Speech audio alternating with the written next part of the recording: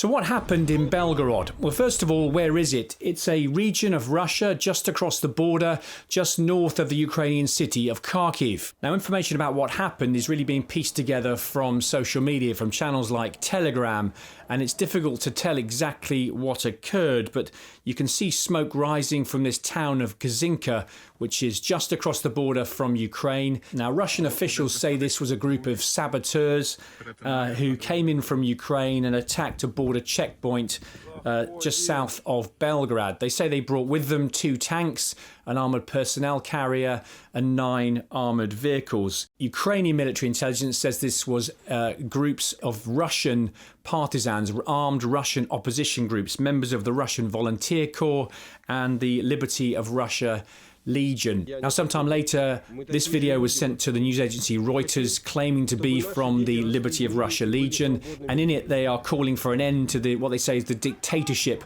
of the Kremlin. We are Russians, just like you. We are people, just like you.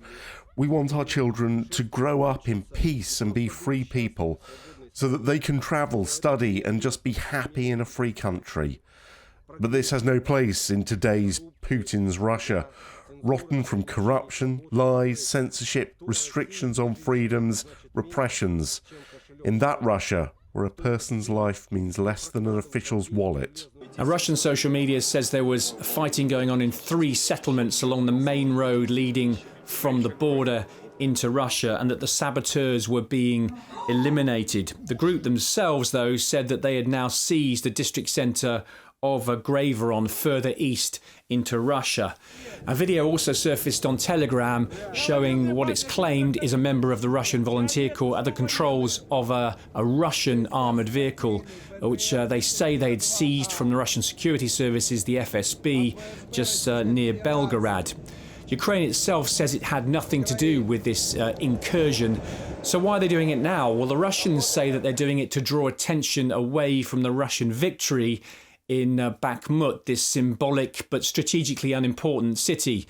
Now, the Wagner Group now say that they control the city centre of Bakhmut. The Ukrainians, though, say that's not the full truth, that they actually still hold certain pockets inside the city centre, and that their main force on the flanks of Bakhmut are making advances which potentially could lead to the Russians inside the city being encircled. Now, in terms of the incursion, Ukrainian officials are saying what we're seeing is the emergence of a Russian resistance movement. They won't, though, confirm or deny whether Ukraine is actually supporting them, which is leading many on social media to ask, well, if that's the case, why are these partisans driving US Humvees and MRAPs, which we know the Americans have given to Ukraine? Where exactly have they come from? Well, the whole thing's quite mysterious, and it doesn't seem to be over yet, because these partisan groups say this liberation operation is still ongoing.